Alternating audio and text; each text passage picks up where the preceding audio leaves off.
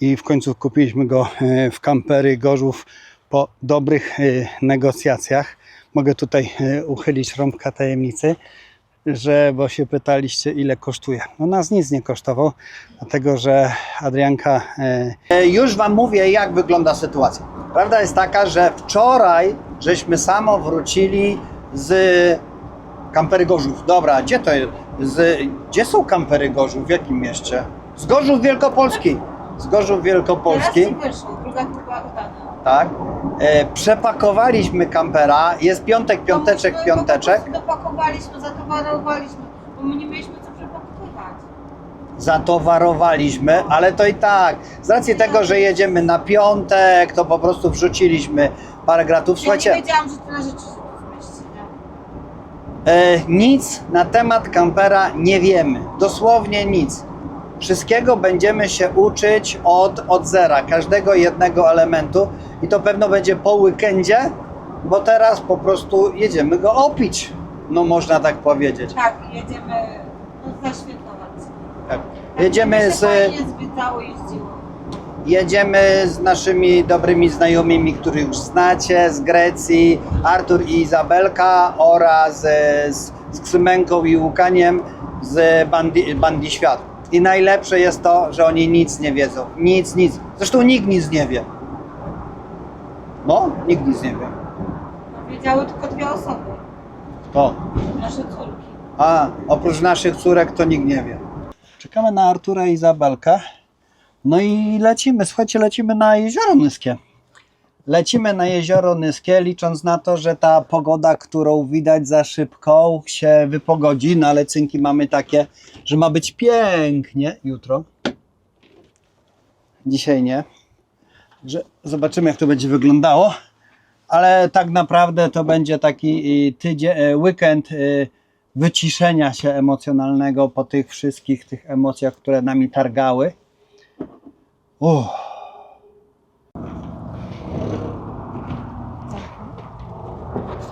Zamknij.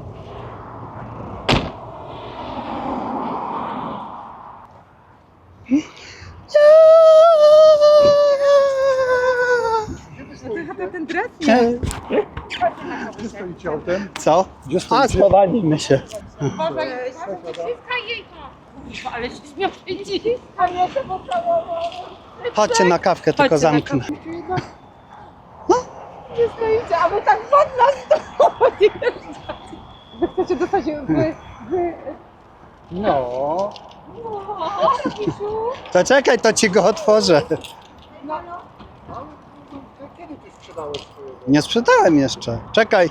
Wy jesteście fajni. Adrianka, i ty masz włosy. I ty taka. Masz nowe włosy? I ty taka. I ty taka. Masz nowe włosy? Nie, ja już nic nie mówię. Ja już nic nie powiem. Proszę? No wczoraj żeśmy go kupili. Pod Berlinem byliście. Co? No. Czy ten występ konsultacyjny jest z członkami stowarzyszenia i z wiedzy, którą posiadam, nie służył ten pomiarek? 2 godziny po oświadczeniu prezesa liczby w Sejmie w otoczeniu swoich zwolenników. Jak sobie teraz przypomniałem, bo wiecie, to emocje pomału opadają, człowiek sobie gdzieś tam przypomina. My tak naprawdę z tym kamperem zaczynamy wszystko od początku. Umeblowanie się, kupienie, że tak powiem, już rzeczy, które wiemy, jakie są nam naprawdę potrzebne, bo to wiecie, człowiek na początku jak kupował wszystko, a dopiero potem się dowiadywał, co mu jest potrzebne.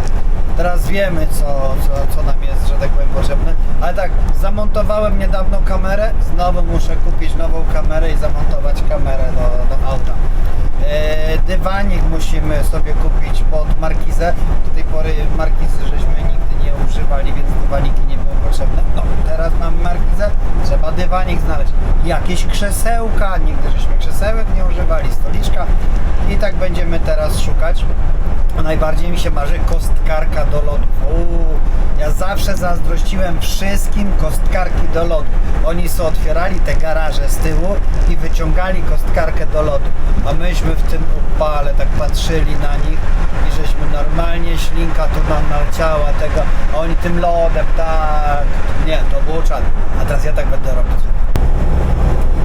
Dobra, będziemy za ile? Za 2,5 km.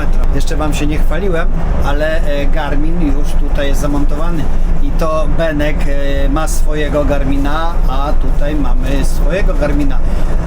Czy my mamy już imię dla naszego nowego kampera, czy jeszcze nie? Mamy coś tam, ale... Coś mamy, ale jeszcze oficjalnie nie podajemy. Dobra, dobra, jeszcze nie wiem. Jeszcze do końca się zastanawiamy, ale już są jakieś tam przymiarki. Może moje Halinki miałyby propozycję? To jest męski kamper. To jest damski kamper. Nie? To jest męski Dlaczego kamper. kampery muszą być męskie? Bo się nazywa Neisman Bishop. To nie jest zbytnio damskie imię, jak na Neismana Ale Bishopa. jest Mercedes, ona. Oben van Stuffelera. Mercedes. Ona Mercedes. No to, że to jest tutaj Mercedes, no to okej, tak, dobra. Ale normalnie to jest Arto, Neisman Bishop, jak Oben van Stumwalfiller. No. Czekajcie. Przyjechaliśmy na parking, przyznaję szczerze, że nie mam bladego pojęcia, gdzie tu jest schodek. Schodek trzeba zawsze pamiętać. Co ci zrobić? Aha, szafki otworzyć, tak? Dobrze. Proszę. Dziwne, że się jeszcze nie otworzyły z automatu. No dobra. Tak jak mówię, my się go cały czas uczymy. Nie mamy bladego pojęcia, co do czego służy, jaki przycisk co otwiera. Dobra, umiemy schodki otworzyć, schodka otworzyć. Ma akurat tak fajnie, że wrzeszczy, jak mocno wrzeszczy, jakbym chciał ruszyć z otwartym schodkiem, to mocno wrzeszczy. Ale że nie ma automatycznego schowka, to takie no minus. I tutaj już muszę powiedzieć, pierwszy, pewno coś się znajdzie, zrobimy coś takiego, plusy i minusy Neismana Bishopa. Aha, bo to jest, uwaga, Neisman Bishop Arto 78, tak go pokażę. O, to chyba pierwszy taki raz, jak go tutaj tak pokazujemy. To, tak wygląda, mega szeroki. Przyznaję szczerze, że jak pierwszy raz do niego wsiadłem, to mówię, oho, chyba nie dam rady. Ale z drugiej strony jakoś to poszło. Jak to mówią, strach ma wielkie oczy. The next day.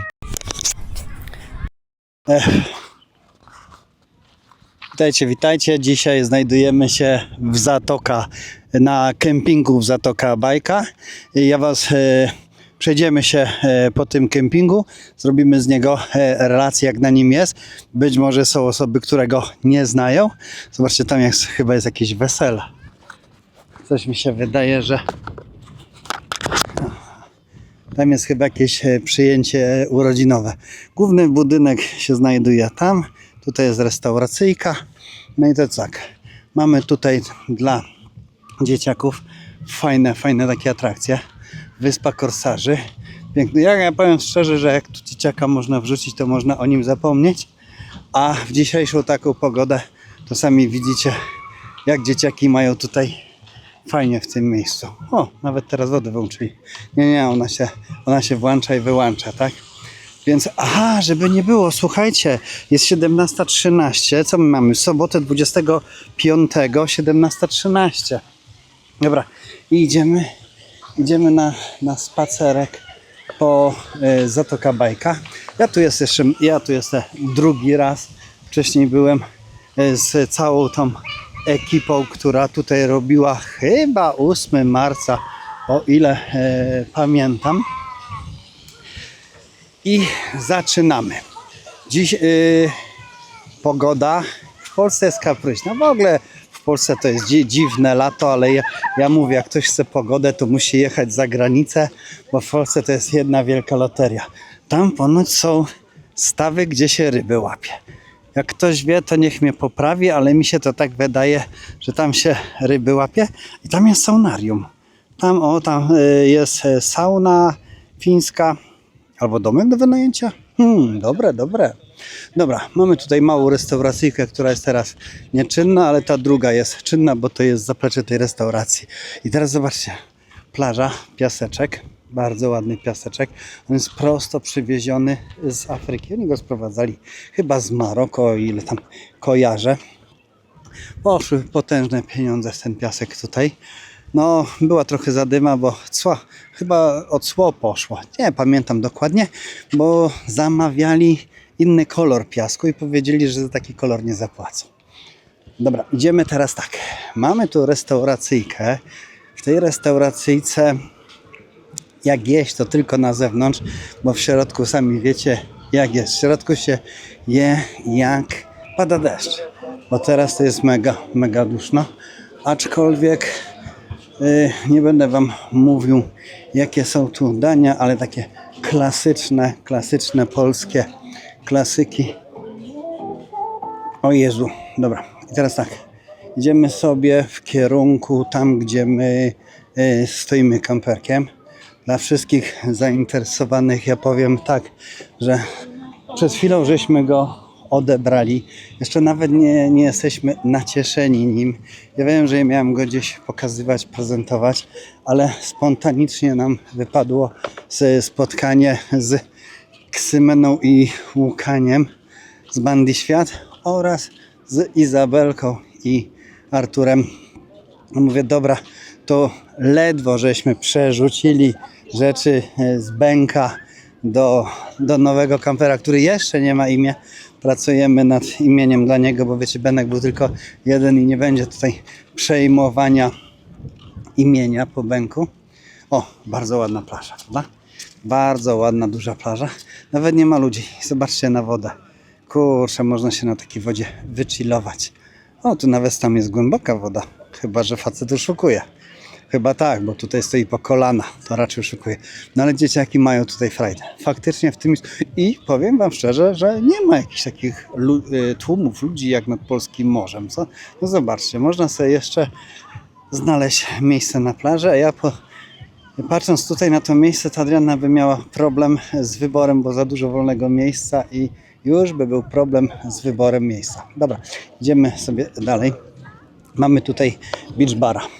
Dokończę wam. No i przepakowaliśmy sobie z Benka, więc Benek można powiedzieć w 99% już opróżniony i faktycznie teraz będzie taka prawdziwa sprzedaż Benka, bo do tej pory to oddałem ogłoszenie, że go sprzedaję, ale też jak wiecie już, co niektórzy wiedzą, że dałem cenę zaporową, bo powiem tak, jak są zainteresowani, to się dogadamy, a też nie chciałem Benka jeszcze sprzedawać, zanim nie znajdziemy kolejnego kampera, czyli woleliśmy najpierw znaleźć kampera, dopiero później sprzedać Benka i tak też się stało.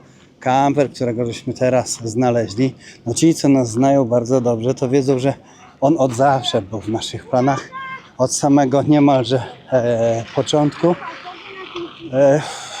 Jakieś szczerze? No powiem szczerze, że to już jakieś 4 lata temu, zanim Benka tak naprawdę kupiłem, oglądałem jego. Ale słuchajcie, no ciężko kupić takiego kampera, nie jeżdżąc kamperami, nie wiedząc, czy to jest nasza bajka. No i prawda jest taka, że Benek został kupiony po to, żebyśmy się sami przekonali, czy nam się podoba ta jazda kamperami.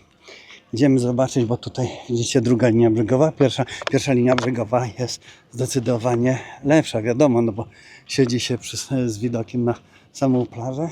Druga linia brzegowa to jest z widokiem na ulicę. Trochę gorsze warunki, ale ja powiem, że my jesteśmy tam z tyłu i tam jest fajnie. Taka cisza, silence, po prostu jak mucha leci u sąsiadów, to słychać. No i kupiliśmy sobie Benka, postanowiliśmy, że Benka potrzymamy 2 lata, pojeździmy, jak po 2 latach dalej będziemy chcieli, dalej jak będzie nam się podobał karawanik, to pójdziemy na to, co żeśmy chcieli. No, okazało się, że ten kamper jest w klasy C, więc po 2 latach musiałem zrobić sobie prawo jazdy, więc w zeszłym roku robiłem prawo jazdy i jeszcze tak z oporem chcieliśmy tego Benka wymienić, bo przyzwyczaił się człowiek do Benka. Benek faktycznie ma wiele atutów. Ma oczywiście minusy, tak jak każdy kamper. Każdy kamper ma plusy i minusy. Nawet mój obecny, ten nowy, już są minusy, ale to w przyszłości będzie spis wszystkich minusów nowego kampera i plusów. Ale tak nam się spodobała jazda bękiem, człowiek się już do niego przyzwyczaił, że nie za bardzo chciało nam się dowymieniać. No i oczywiście w Grecji, będąc w Grecji, teraz z Ksymeną, Łukaniem, Arturem i Izabelką, no można powiedzieć, że tam ziarenko zostało zasiane, dlatego że ja gdzieś zawsze uważałem, że duże kampery nie nadają się na van life. No i niestety już zacząłem zmieniać to zdanie na Sardynii, a w Grecji to już tym bardziej zmieniłem zdanie, jak widziałem w Łukaniu prawie że 9-metrowym kamperem równo z nami jechał. Nie miał żadnych problemów z niczym, w ogóle się nie szczypał. I mówię, kurczę, jednak faktycznie nie ma co się bać, tak? O, w tym miejscu jest możliwość rozpalenia grilla, bo tu wszędzie na całym okolicy jest zakaz grilla, a w tym miejscu go można palić. No i teraz pytanie, czy przyjdziemy tu sobie zrobić kiełbachę, tylko trochę tak dziwnie zrobić tu kiełbachę i co, będziemy stać przy grillu? A w sumie możemy, tak, bo możemy sobie przyjść z grilla i z krzesełkami, tylko cholera daleko do kamperów, tak? No i wracając, to jak już wracałem z Grecji, to podjąłem decyzję, że faktycznie zacznę się rozglądać za tym Niesmanem, o którego zawsze chciałem. Aczkolwiek przyznaję, że zacząłem też brać inne kampery pod uwagę. Większość z Was, które nas bardzo dobrze zna, byliście pewni, że weźmiemy kolejnego 4x4. Ale dlaczego żeśmy nie wzięli? Dlaczego to Niesman? To jest po prostu kolejny odcinek, bo no to była trudna decyzja. Mocno przemyślana, jak sobie zdajecie z tego sprawę, bo to nie jest taka, ten drugi kamper już nie kupuje się go tak pochopnie, bo człowiek drugiego kampera już kupuje, jak już tak naprawdę wie, co potrzebuje. Cały miesiąc żeśmy, można powiedzieć, wybierali, przeglądali, dowiadywali się. Między innymi ja zdobyłem kapitalną, olbrzymią wiedzę, czym się różnią kampery. I ja Wam powiem, w życiu nie miałem pojęcia. Jak jedziecie na targi kupować kampery, to Wam nikt nie powie, że jeden jest w środku z dykty zbudowany, ze sklejki, a drugi jest z jakiejś takiej nowej kosmicznej technologii, która nawet nie bierze wilgoci czy stęchlizny. Więc te, co na przykład kosztują, nie będę teraz tutaj podawał nazw, te, co tutaj nieraz kosztują, powiedzmy takie 250-300 tysięcy, to jest kamper ze sklejki. Ze sklejki, z dykty, z kartonu, prawie że z Ikei. No a potem już tak powyżej 500, no to macie taką już obudowę, którą nie musicie się martwić, że grzyb się w niej pojawi. No i tam zacząłem grzebać, to faktycznie już rozumiem, dlaczego jedne kampery kosztują 250 tysięcy, a drugie 50, 60, 80 tysięcy. Tak? No jak widzicie, tu stoimy, tu jest ekipa. Siedzą wszyscy w cieniu, bo smali. Tutaj ja do końca nie rozumiem, bo Łukaniu chciał oczywiście jak zawsze popływać pontonem, ale zobaczył, że za daleko jest do wody i chyba zrezygnował, bo jak sami widzieliście, trochę żeśmy szli, ale mówi, ale on jeszcze nas namawia, żebyśmy mu go zanieśli, tak? Także może, nie wiadomo. A teraz po prostu mamy takiego chilla, dosłownie chilla. Siedzimy, gadamy i żeby nie było, słuchajcie, siedzimy przy wodzie, przy szklankach wody, tak? No. O. Ksymena ma szklankę wody takiej złotej. Co ty pijesz? Kurwa, ja mówię, że Kochani, no, tradycyjnie 0%, No. zero alkoholu. no I muszę masz wam szczęście. powiedzieć, to jest pierwsza wiadomość na kanale, jakimkolwiek. Minął mi rok, jak nie tknęłam nawet łyka alkoholu. Roczek? Tak. Dobra, Mam słyszycie? urodziny pierwsze. To jest pretekst, żeby się napić. Tak. Dlatego oblewamy to. To są właśnie te urodziny. Może. Dobra. The next day. Jest środa, czyli dzień techniczny. U niektórych dzień techniczny, a u nich wielkie święto. No u mnie dzień techniczny i wielkie święto. O, Dobra, obiecałem Wam pokazać go z zewnątrz. Ja już go będę pokazywał z zewnątrz i opowiadał. Słuchajcie, nadal u nas towarzyszą emocje, ale po kolei. Jego prezentację rozbiję na kilka części, bo tak naprawdę gdybym chciał go sprezentować Wam w chwili obecnej, no to film by był jakieś półtora godziny, więc to zrobimy po takich małych częściach, żebyście się nie nudzili. Jak już wiecie, mamy do czynienia z Niesmanem Bishop Arto 78. Jest to ta średnia wersja, dlatego że najmniejszy jest iSmooth, drugi jest Arto, a największy jest Flair. Z takich ciekawostek będziemy go dookoła i pokażę Wam, gdzie co jest. Warunek, żebym mógł go mieć i w ogóle żebyśmy się nim zainteresowali, to zawsze była, że się Vespa ma zmieścić do środka, bo my jesteśmy Team Vespa, Vespiarze i faktycznie mamy. Ja Wam go po kolei pokażę, co gdzie jest na zewnątrz. I tutaj mamy tak, słuchajcie, tutaj praktycznie jak widzicie jesteśmy przygotowani na dwie ładne butle gazowe. Gdybyśmy je potrzebowali, to możemy w każdej chwili sobie je podłączyć. No ale to tak się zastanawiamy, to wyjdzie w praniu, czy faktycznie będziemy je potrzebować. Jak już teraz widzicie, wrzuciłem sobie tutaj węża do lania wody, przewody do ładowania.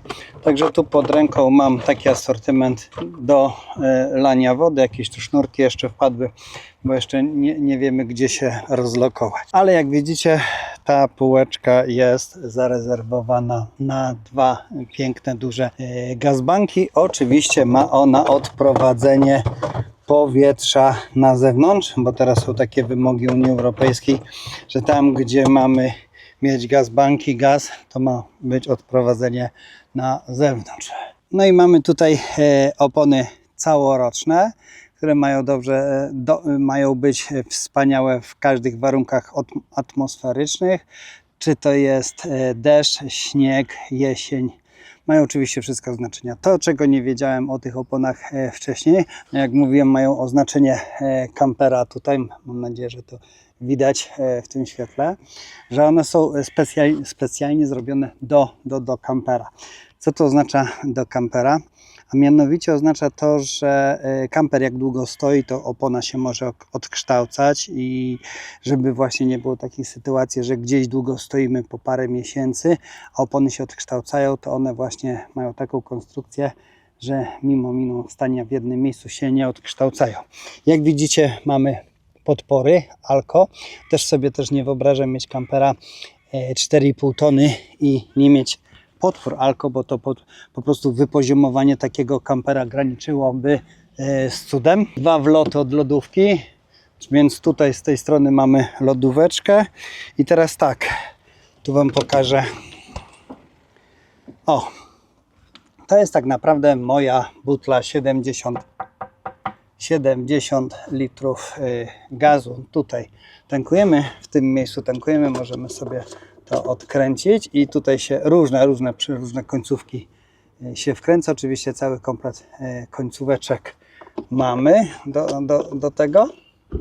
To jest oczywiście na wylot zrobiona dziura, bo teraz przepisy są takie, że tam, gdzie gaz jest zamontowany, ma być na wylot robiony. I wyobraźcie sobie, że tutaj w tym pomieszczeniu też jest na wylot. Zobaczcie, tu mamy taką dziurę, pewno już ją widzicie. Więc tu, gdzie są gaz, jest odprowadzenie na zewnątrz przez kominy. I teraz tak, tam jest taka ciekawostka. Tu mam rurę. Czekajcie, od dołu Wam pokażę. Na całej długości ta rura leci.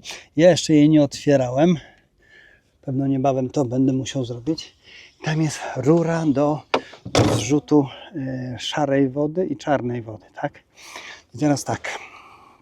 Jeśli chodzi o szarą, czarną i białą wodę, to jest tutaj. Tutaj jest cały system naszego urządzenia. Czarna woda, szara woda, biała woda. To nie mam bladego pojęcia, do czego to jest. Będziemy się uczyć, chyba że ktoś mi teraz podpowie, do czego to służy. Ja jeszcze nie wiem, do czego to służy. Nie wiem, do czego to służy. I nie wiem, do czego to służy. tu sobie to, czyli to co, tak spuszczam wodę? Być może, ale to też spuszczam coś wodę. Jak tu nacisnę, to pompka działa. Dobra, ok. Musimy wyjaśnić, do czego to jest, do czego ten duży zawór jest. Także widzicie, tu mam automatyczne silniki, no bo w kabinie sobie siedząc spuszczam wodę. O, kolejny mam jeszcze jeden. No zobaczcie, jeszcze jeden. Dobra. Czyli widzę, że przede mną duża nauka. Do czego to jest? Ten i ten. Bo to wiem, że gdzie są przyciski i najpierw wrzucam czarną wodę, potem szarą wodę. Czarna woda to jest jak wiecie toaleta, tam ciasteczka lecą, 1 i 2 do czarnej wody, no i pojemnik mamy 170 litrów. No to muszę powiedzieć, że naprawdę długo możemy, że tak powiem, być na dzikusie, zanim będę musiał zjechać na serwis i to wszystko opłynnić. Litrów czystej wody mamy 300, no to 300 to już robi też na mnie wrażenie olbrzymie. No i szara jest 200 litrów. Z tej strony, słuchajcie, mamy system ALDE. Ogólnie to jest tylko dla serwisu, nie dla mnie. Ale system ALDE to jest właśnie to ogrzewanie kampera. Ja potem o tym systemie dokładnie Wam więcej powiem, ale to jest taka ciekawostka. System ALDE w tym kamperze został podłączony tym oto wymiennikiem ciepła do silnika. To oznacza, że podczas drogi od razu mi się ogrzewa cały kamper i ogrzewa mi się gorąca woda. Wystarczy, że jedziemy, to już mamy grzanie. Czyli nie musimy przyjeżdżać na miejsce, włączać trumę tak jak po staremu, żeby sobie zagotować wodę, tylko woda mi się tutaj grzeje cały czas. Tu mam podłączenie 220 do kampera. O, tak kabel sobie wystaje. Oczywiście to możemy potem zamknąć. Możemy to też podpiąć, schować do środka, prawda? Schować sobie do środka i zamknąć, prawda? Więc te kabelki tutaj są pochowane. Kominek od... Ciekawe, czy ja mam trumę. Od ALDE. Dobra, to jest kominek od ALDE. Dobra. Tu jest wlew do wody. Tankowanie paliwka. Jesteśmy na diesel. Silnik mercedesowski 2.0, 170 koni. W silniku tam kiedyś indziej. No i tu jest taka, powiedzmy, tu będę miał rzeczy do mycia kampera, tak? To też Wam pokażę, o co z tym chodzi. Tu jest mój karczerek. Dlaczego to mam? Ale to o tym w niedalekiej przyszłości.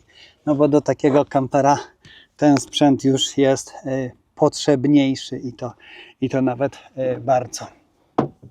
Dobra, idziemy w tą stronę. Tam było pierwsze koło, tu jest drugie koło. Jak widzicie, nie mamy drzwi. Dla niektórych mogłoby być to problemem. Dla mnie nie jest żadnym problemem, że nie mam tych drzwi. Mamy tylko jedne drzwi, ani od pasażera, ani od kierowcy nie istnieją. Za to mamy dużo więcej schowków. Teraz tak, słuchajcie, tak wygląda przód. Przód jest naprawdę mega szeroki, jak widzicie.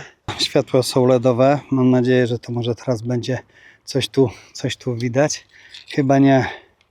Chyba nie widać. Próbowałem go zamknąć, czy się zaświeci. Otworzyć. Nie. Ale jak będą to w innych okolicznościach, pokażę Wam. Może po zmroku będzie okazja. Jak my to mamy? Ledzik. No i tutaj jest ledzik. Tak. Grill, olbrzymi przód. Jeszcze nie wiemy, jak go zrobimy. Dobra, mamy z tej strony. A tutaj z tej strony znowu mamy rząd szuflad. Jak widzicie. Czekajcie, Wam spróbuję go pokazać jeszcze, jak on wygląda.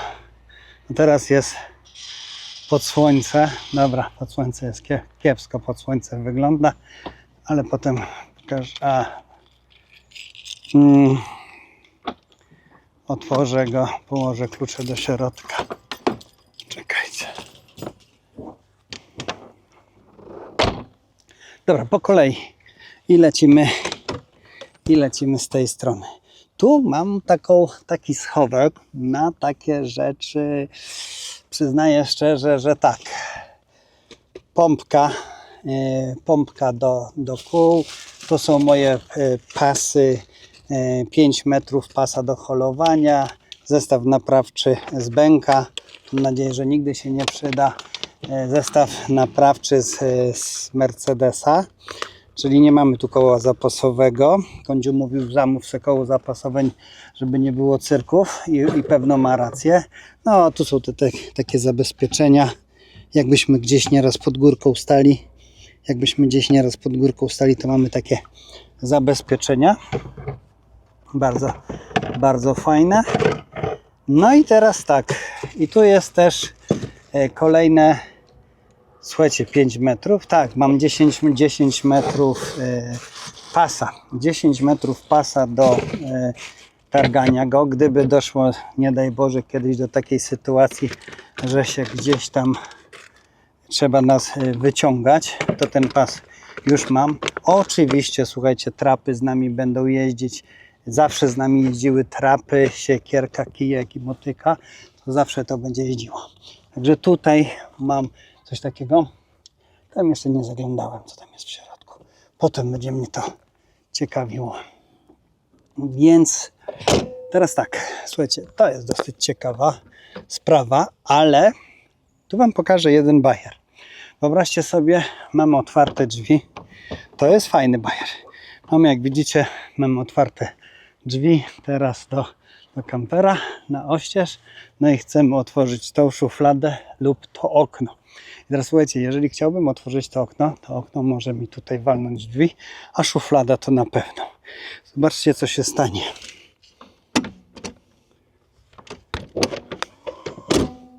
Słyszycie?